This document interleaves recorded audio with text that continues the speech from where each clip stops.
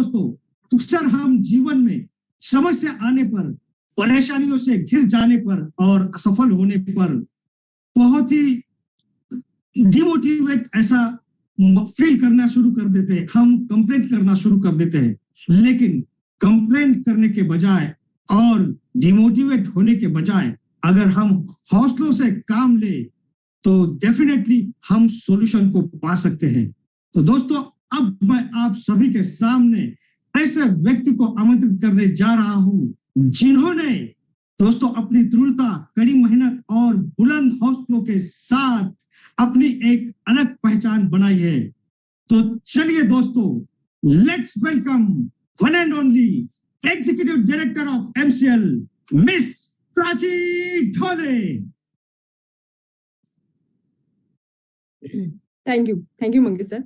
नमस्कार, एमसीएल परिवार में एक बार फिर से मैं आप सबका स्वागत करती हूँ। और चलिए बढ़ते हम आज के वेबिनार सेशन की ओर।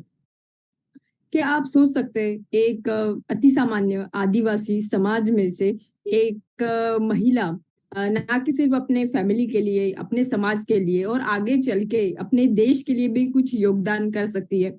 तो मैं आपको ये बता दूं कि भारत एक इतना वैभवशाली देश है जिसके हर एक गांव में, हर एक कोने में एक ऐसी परंपरा, एक ऐसी चीज बैठी है जिसके वजह से भारत फिर से number 1 sustainable economy in the world बन सकता है। और आज की जो कहानी है वो कहानी ऐसे ही एक आदिवासी महिला की है कि जिन्होंने ये साबित कर दिखाया कि भारत कितना वैभवशाली है। आज की जो कहानी है वो गुजरात के कच्छ में से पाबी बेन की। पाबी बेन जो है वो देबरिया समाज का जो है, रबारी समाज, वहां पे वो बिलोंग करती है। और हुआ ये कि उनका बचपन कुछ इस तरीके से था कि बचपन में वो मतलब सिर्फ 5 साल की थी जब उनके पिताजी गुजर गए। उसके बाद में उनकी बहनें और माँ यही से बच गए। और उनकी माँ जो थी उनके ऊपर बहुत बड़ी जिम्मेदारी थी कि वो अपने कुटुंब के कैसे चलाए।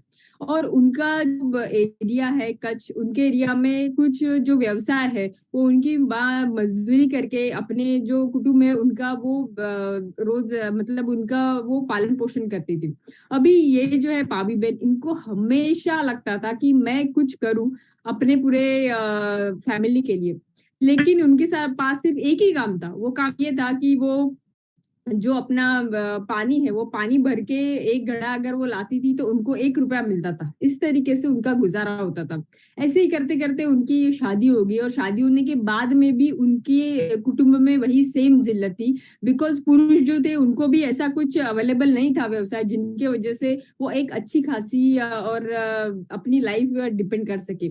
उसके बाद में फिर जब पाबी बेन में देखा कि मैं क्या कर सकती हूँ तो उनके ये ध्यान में आया कि जैसे एक उनके पास में, सिर्फ उनके समाज के पास में एक ऐसी कला है कि जो कला पूरे, अगर हम कंपेयर करें तो दुनिया में किसी के पास नहीं है। और वो है उनकी हरी जरी एम्ब्रॉयडरी। जैसे आप यहाँ पे देख सकते हैं कि एक उनको ऐसा था कि बचपन से, यानी वो छोटी बच्ची हो या बूढ़ी हो, उनको ये एम्ब्रॉयडरी आती है और सिर्फ उनको ही आती है। तब उन्होंने ये एम्ब्रॉयडरी पे काम करना शुरू किया, उनके कुछ कपड़े बनाए और पहले उसको लोकल मार्केट में बेचना शुरू किया। लोकल मार्केट में बेचते बेचते वहां पे रन ऑफ कच्छ जो उत्सव है वो उत्सव शुरू हुआ।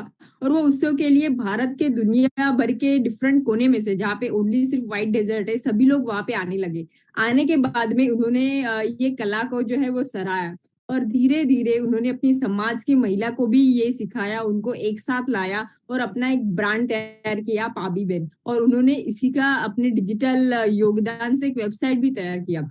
आज उनको कई सारी फिल्मों में स्पेसिफिकली कॉस्ट्यूम के लिए भी काम मिला। और उसके बाद में इंटरनेशनल लेवल पे भी पाबी बेन बैग नाम का उनका एक फेमस बैग है जो इंटरनेशनल मार्केट में भी वो आज बेच सकती है।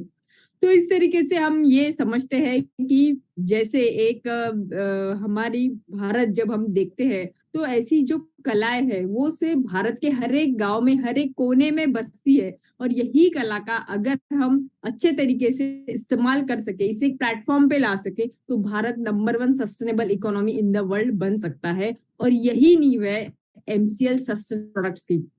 तो चलिए अभी बुलाते हैं ऐसे इंसान को जिन्होंने इस एमसीएल सस्टेनेबल प्रोडक्ट्स की नींव रखी और जिनको ये पता है कि क्लाइमेट चेंज अगर हम चाहते हैं कि उसको चेंज करना है तो सिर्फ हमारे